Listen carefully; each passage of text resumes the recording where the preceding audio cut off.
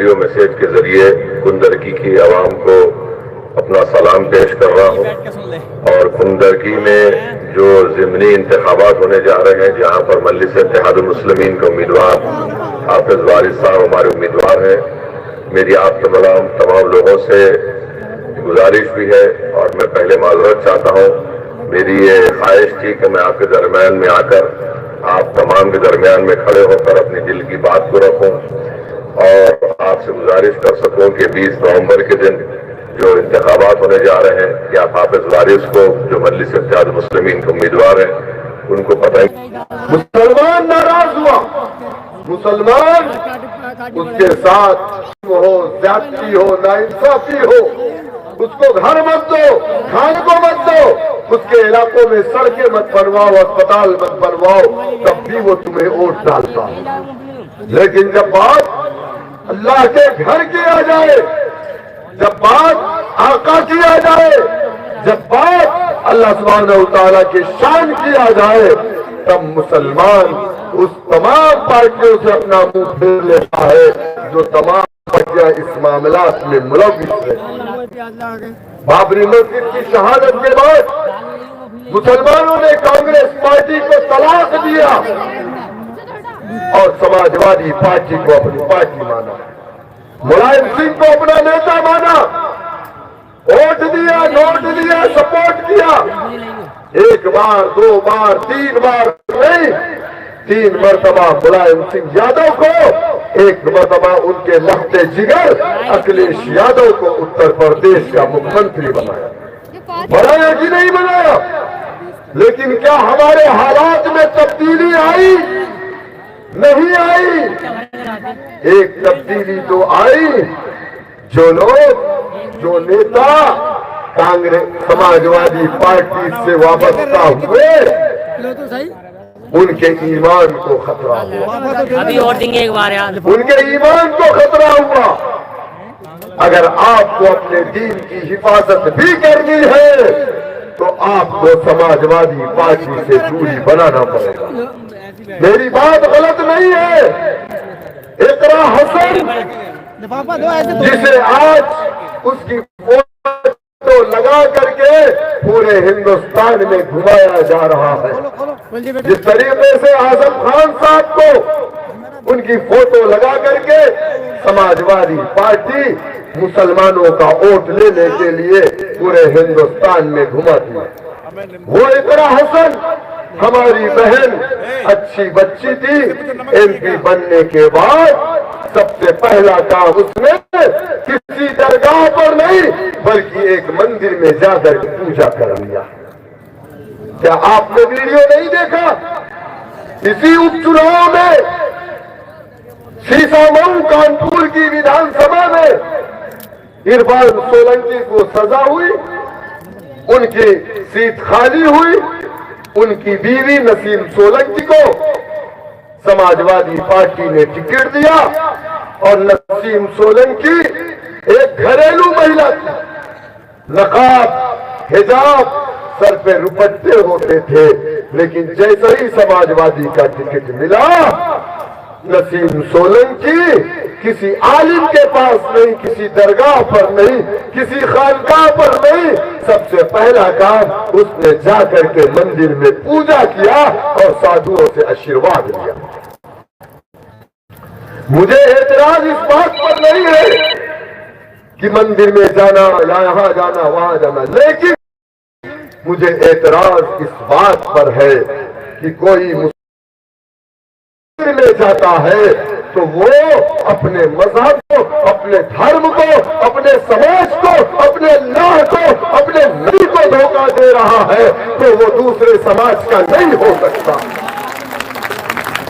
अगर कोई हिंदू हमारे इस स्टेज पर टोपी लगा करके आएगा तो हमारे स्टेज पर उसके लिए जगह नहीं है।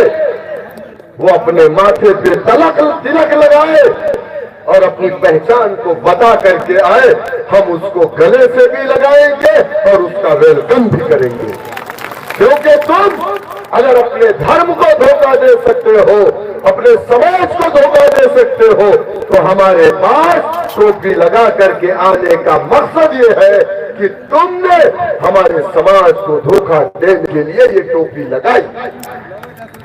मेरे दोस्तों, मेरे बुजुर्गों, कुंदरकी में भी तो यही चल रहा है ना। अरे इनके मुखिया हमारे प्रदेश के मुख्यमंत्री साहब महाराष्ट्र में गए, जाकर के कहा, बड़े भाइयों, जो 5 वक्त उत्तर प्रदेश में हो हल्ला होता था वो मैंने शांत करा दिया। अब 5 साल का वक्त और लगेगा, मैं इसको हमेशा के लिए शांत करवा दूंगा। समझो इस बात को।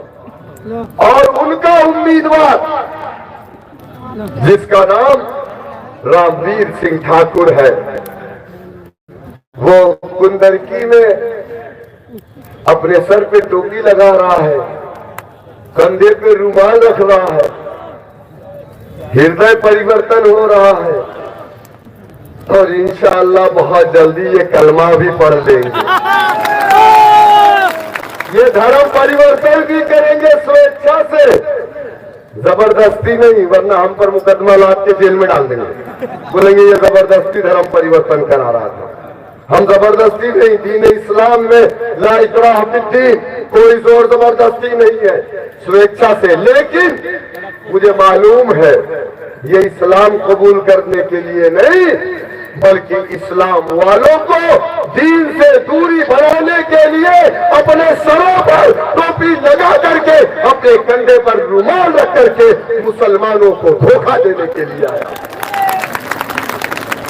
भाई साहब, मेरे दोस्तों, आपने सुना होगा इसका एक वीडियो, सुना कि नहीं सुना? जुमे की नमाज का वक्त था और इसकी एक जनसभा चल रही थी। इसने कहा कि मुसलमानों को 1 लाख रुपया दे दो, तब भी ये जुमे की नमाज नहीं छोड़ता। लेकिन 1000 मुसलमान यहां बैठा है, वो योगी और मोदी जी और मेरी मोहब्बत में, बीजेपी की मोहब्बत में जुमे की नमाज पढ़ने के लिए नहीं जा रहा है, इसकी ये मोहब्बत है। सुनो रामवीर सिंह, जहां तक मामला नमाज का है तो तुम्हें बता दूं कि नमाज अगर हम पानी में डूब रहे हैं और अगर हम होश में हैं और नमाज का वक्त है, असर का वक्त जा रहा है, तब भी नमाज माफ नहीं है। वो जो मुसलमान थे तुम्हारी जनसभाओं में, वो कौन मुसलमान थे? सुनो मुसलमानों, मैं आपसे कह रहा हूं, करबला है, जंग का मैदान है, एक तरफ यजीद का लश्कर है, दूसरी तरफ इमाम हुसैन है, जंग चल रही है। इमाम हुसैन ने कहा, ऐ यजीदियों, नमाज का वक्त हो गया, तुम भी पढ़ लो, मैं भी पढ़ लूं। इमाम हुसैन ने करबला की उस जमीन पे तयम्मुम किया और नियत बादी अल्लाहु अकबर, सजदे में गए। यजीदियों ने आपको शहीद कर दिया। तो सुनो रामवीर सिंह, जो लोग नमाज में नहीं गए वो हुसैन वाले नहीं थे, वो यजीद वाले थे। अगर वो ये समझते हैं कि अल्लाह सुब्हानहू व तआला ने इस दुनिया में हमेशा हमेशा की जिंदगी रखी है, तो कभी नहीं। मेरे दोस्तों, मेरे बुजुर्गों, समाजवादी पार्टी कुंदरकी विधानसभा में दूर दूर तक लड़ाई में नहीं है। 15 साल तक ये रिजवान आपका विधायक था। डींगरपुर से कुंदरकी की सड़कें 1993 से समाजवादी का विधायक कुंदरकी में है, दूसरा कोई विधायक नहीं बना। लेकिन डींगरपुर से कुंदरकी की सड़कें कैसी? इसका तो विकास हुआ।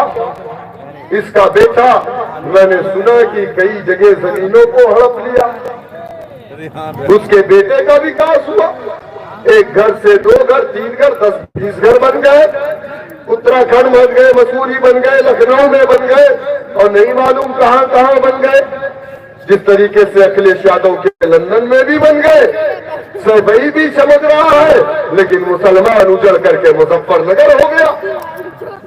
मेरे दोस्तों, मेरे बुजुर्गों, मुसलमान डरने वाला नहीं है। याद रखो, बीजेपी की ताकत फिरौन से बड़ी नहीं है, लेकिन फिरौन के सामने मूसा अलैहिस्सलाम ने घुटने नहीं टेके। इमाम हुसैन ने यजीद के हाथों बैत लेने से इनकार क्यों किया था? कहा था ना कि ऐ यजीद, तेरी हुकूमत में गुनाह होता है, नाइंसाफी होती है, जुल्म होता है, ज़्यादती होती है, अत्याचार होता है, मैं तेरे हाथों बैत लेने को तैयार नहीं। क्या मौजूदा हुकूमत में बीजेपी की जुल्म, ज़्यादती, अन्याय, अत्याचार, नाइंसाफियां नहीं हो रही है? कल झांसी के अंदर अस्पताल में बच्चों के वार्ड में, आईसीयू में 10 बच्चे जल करके मर गए। हमारे देश के मुख्यमंत्री महाराष्ट्र में जा करके बहनों भाइयों कर रहे। क्या ये उनकी जिम्मेदारी नहीं थी? और वहां पर 10 से ज्यादा बच्चों की जान किसने बचाया? किसने बचाया? अरे जिहादियों ने बचाया। किसने बचाया? जिहादियों ने बचाया। आए दिन हम पर जिहादी जिहादी जिहादी। अरे आपको जिहादी के माने नहीं मालूम तो हम क्या करें? जिहाद के माने जानते हैं? संघर्ष होता है। और जिहाद का असली माने अगर कोई जानता है, आरएसएस, बीजेपी, विश्व हिंदू परिषद, बजरंग दल वालों सुनो, जिहाद के अगर असली माने कोई जानता है तो वो अंग्रेज जानता है, जिसने 200 साल हमारे देश में हिंदुस्तानियों को गुलाम बना करके रखा।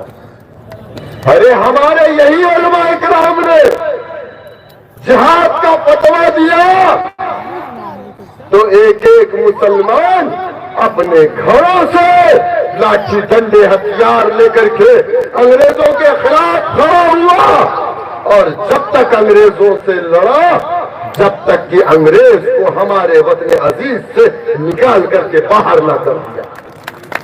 ये आरएसएस वालों को जिहाद के नाम से तकलीफ इसीलिए है क्योंकि इन्होंने आजादी की लड़ाई में हिस्सा तो नहीं लिया था ना। तो ये जानते हैं कि हम जुल्म, अत्याचार, अन्याय के खिलाफ हमेशा से है, क्योंकि इस्लाम और हमारे आका नबी करीम सल्लल्लाहु अलैहि वसल्लम ने हमें इसी चीज की तालीम दी है। मेरे दोस्तों, मेरे बुजुर्गों, हम उत्तर प्रदेश में कभी ना आते। हम पर लोग इल्जाम लगाते हैं, हम फला की टीम, हम फला की टीम, हम फला की टीम। खुदा की कसम, हम किसी की टीम नहीं है, हम अल्लाह और उसके रसूल सल्लल्लाहु अलैहि वसल्लम की टीम है। हम पर इल्जाम लगाया जाता, अरे यही इल्जाम और यही जुल्म, ज्यादती, अत्याचार इसी हिंदुस्तान में दलित समाज के साथ हुआ। 11% जाटव समाज, जबकि SC/ST का 130 MP हिंदुस्तान की पार्लियामेंट में बैठा, लेकिन वो खामोश था जब दलितों के गले में मटकी लटकाई गई, जमीन पर ना टूटे। इनकी बहन बेटियों की इज्जतें लूट ली जाती थी, इनको अच्छे स्कूलों में एडमिशन नहीं मिलता था, सरकारी नौकरी नहीं मिलती थी। उनकी जिंदगी का मुकद्दर बन गया था कि वो सुबह उठ करके दूसरों के घरों की गंदगियों को साफ करते। लेकिन उनका एक नेता पंजाब की सरजमीन से निकला, जाटो बस्तियों में जाकर के कहा, ऐ मेरे जाटा समाज के लोगों, सत्ता की चाबी को अपने हाथ में लो, तब तुम इंसाफ के लिए सारे दरवाजे को खोल सकते हो। लोगों ने काशीराम का मजाक उड़ाया, 11% वालों को लेकर के सत्ता की चाबी की बात कर रहा है। नौजवान खड़ा हुआ, काशीराम पर इल्जाम लगाया गया। किसने लगाया? जो पुराना कांग्रेसी जाटो समाज का था। मुसलमानों ने कभी काशीराम पर इल्जाम नहीं लगाया, लेकिन दुनिया ने देखा काशीराम अगर मगर लेकिन नहीं, अपने समाज को समझाया। 11% मुत्तहिद हुआ, अल्लाह की मदद आई। महज 9 सालों में अपने कौम की एक बेटी को उत्तर प्रदेश का मुख्यमंत्री बनाया। आज कोई ऐसा सरकारी दफ्तर नहीं है जहां दलित का बेटा सरकारी नौकरी में ना हो।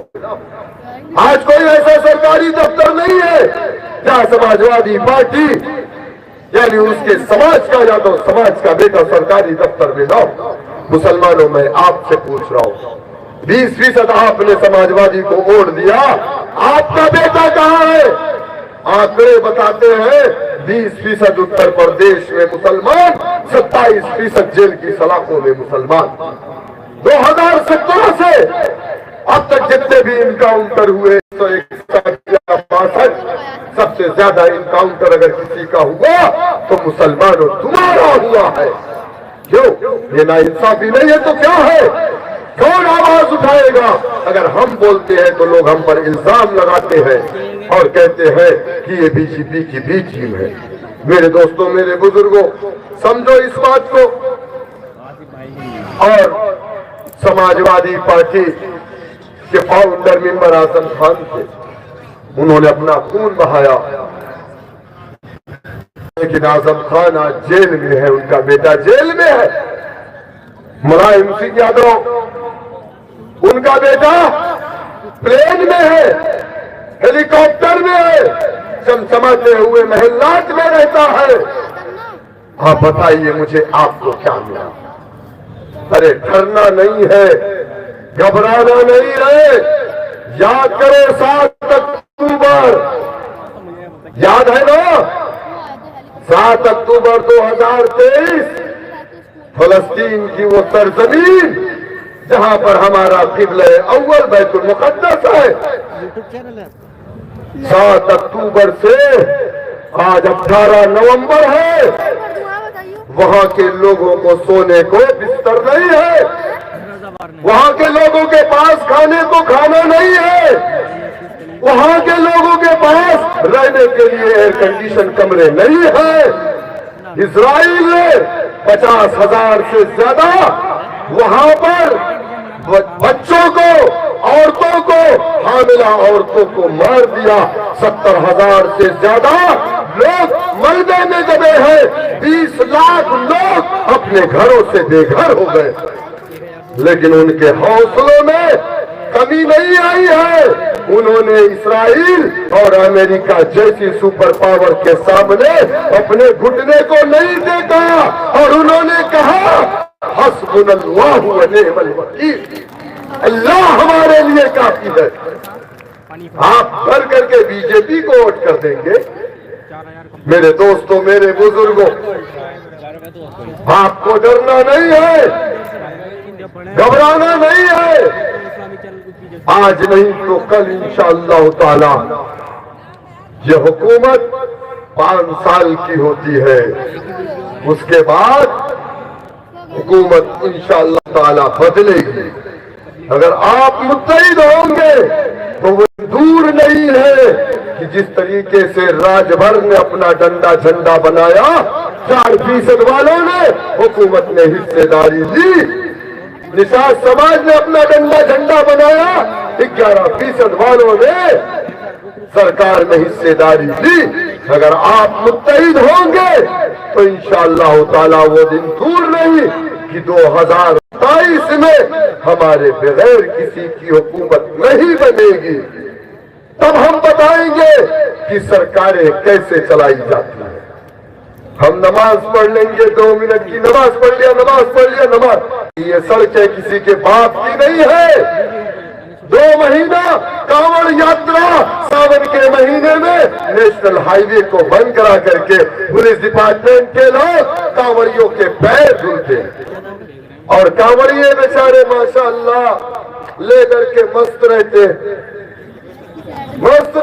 चिलम भी मारते हैं, शराब भी पिए रहते, हुड़दंग भी मचाते हैं, गाड़ियां भी तोड़ देते, लेकिन हमारा पुलिस डिपार्टमेंट जाकर के उनके पैरों में मरहम लगाता है, हेलीकॉप्टर से उनके ऊपर फूल बरसाता। और हम नमाज पढ़ लिए 2 मिनट की, नमाज पढ़ लिया। अरे मेरे भाई, ये सड़कें जो बनी है ये योगी आदित्यनाथ जी या नरेंद्र मोदी जी या अमित शाह के पर्सनल खजाने से नहीं बनी है। ये हिंदुस्तान जितना अमित शाह नरेंद्र मोदी का है, ये हिंदुस्तान उतना ही बैरिस्टर ओवैसी, शौकत अली और हाफिज वारिस का भी है।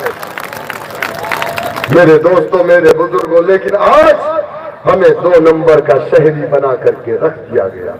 क्यों? दलितों ने अपनी पार्टी बनाई, 11% सरकारी नौकरी में हिस्सेदारी पाया। यादव ने अपनी पार्टी बनाई, 60%, 50% हिस्सेदारी पाया। मुसलमानों ने अपनी पार्टी नहीं बनाई, 20%, 27% जेल में हिस्सेदारी पाया। मेरे दोस्तों, मेरे बुजुर्गों, मैं बैरिस्टर असदुद्दीन ओवैसी साहब, मैं सबसे पहले तो ठाकुर रामवीर सिंह का वो बयान आपको सुनवा दूं जो मैंने अभी बोला है। सुनिए क्या कहा उन्होंने। इसको देखकर आप क्या कहेंगे? मुस्लिम योगी जी से प्रेम करता है, उनका सम्मान करता है और इस बात के लिए करता है। देखिए, हमने मुस्लिमों को समझाया कि जितने भी मुस्लिम इस देश में हैं उन सबके पूर्वज हिंदू थे। कालांतर में इबादत। अच्छा बताइए, बाबा आदम अलैहिस्सलाम इस दुनिया में पहले आए थे कि नहीं? आए थे ना? बाबा आदम अलैहिस्सलाम आए थे ना? आए थे ना? कौन थे वो? मुसलमान थे ना? हमारे पैगंबर थे ना? तो इनके पूर्वज मुसलमान हुए कि नहीं हुए? इनके डीएनए में मुसलमानों का डीएनए है। आगे सुनिए। सब पहनावा बदल गया लेकिन डीएनए वही रहा। तो डीएनए तो वही है, भारतीय है, तो पहनावे से और इबादत करने के तरीके से कुछ नहीं होता। भाइयों, आज तो शुक्रवार था, इनके नमाज अदा करने का वो समय था जिस समय रैली का था। अगर जुम्मे की नमाज आदमी 1 लाख रुपए छोड़ सकता है, लेकिन जुम्मे की शुक्र की नमाज नहीं छोड़ते मुसलमान। और वो समय कौन सा था? वो नमाज अदा करने का समय था। उसके बावजूद भी हजारों मुस्लिम उस पीरियड में उपस्थित थे। इसका मतलब क्या है कि योगी से, भाजपा से, मुझसे ये लोग प्रेम करते। सुन लिया आपने? अब मैं आपको एक पैगाम सुनाना चाहूंगा। 20 तारीख को चुनाव निशान पतंग, बैरिस्टर असदुद्दीन ओवैसी साहब का पैगाम आपके लिए, सुन लीजिए। अस्सलाम वालेकुम। बरकातहू। मैं अपने इस रिकॉर्डेड ऑडियो मैसेज के जरिए कुंदरकी की आवाम को अपना सलाम पेश कर रहा हूं। और कुंदरकी में जो ज़िमनी इंतखाबात होने जा रहे हैं, जहां पर मजलिस इत्तेहादुल मुस्लिमीन के उम्मीदवार हाफिज वारिस साहब हमारे उम्मीदवार हैं, मेरी आप तमाम लोगों से गुजारिश भी है और मैं पहले माजरत चाहता हूं। मेरी ये ख्वाहिश थी कि मैं आपके दरमियान में आकर आप तमाम के दरमियान में खड़े होकर अपनी दिल की बात को रखूं और आपसे गुजारिश कर सकूं कि 20 नवंबर के दिन जो इंतखाबात होने जा रहे हैं, कि आप हाफिज वारिस को, जो मजलिस इत्तेहादुल मुस्लिमीन के उम्मीदवार हैं, उनको पतंग के निशान पर आप वोट देकर अपने इत्तेहाद को मजबूत करिए, अपनी क़यादत को मजबूत करिए और अपनी आवाज़ को उत्तर प्रदेश के विधानसभा में भिजाइए। मगर माजरत इसलिए चाह रहा हूँ क्योंकि कोहरा की वजह से हेलीकॉप्टर मेरा नहीं पहुंच पाएगा कुंदरकी को। तो मैं इस मैसेज के जरिए आप तमाम से अदबन गुजारिश कर रहा हूं कि आप हाफिज वारिस साहब को अपना नया विधायक मुंतखब करिए। अपने इत्तेहाद और अपने मुत्तफिकाना तौर पर आप अपने वोट का इस्तेमाल मजलिस इत्तेहादुल मुस्लिमीन के हक में करिए। और मैं आपसे माजरत चाहता हूँ और मुझे यकीन है कि आप लोग हाफिज वारिस साहब को अपनी मोहब्बतों से नवाजेंगे। मैं हमेशा हाफिज वारिस साहब से मोहब्बत करता था और करता रहूंगा। जब कभी मेरी उनसे मुलाकात होती तो मैं उनको मोहब्बत के अंदाज में उनसे बताता कि ये मेरे वारिस हैं। और मैं गुजारिश करूंगा आपसे कि हाफिज वारिस साहब की आप सरपरस्ती करिए, रहबरी करिए। मेरी माँ और बहनों से, बुजुर्गों से और कईयों नौजवानों से अपील है। और साथ ही साथ अल्हम्दुलिल्लाह जनाब शौकत साहब उत्तर प्रदेश के जो हमारे सदर है मजलिस के और तमाम कायदीन मजलिस के उनके लिए मेहनत कर रहे हैं। मेरी आप तमाम से फिर से गुजारिश है कि आप हाफिज वारिस साहब को 20 नवंबर को अपना वोट देकर कामयाब करिए। बहुत बहुत शुक्रिया।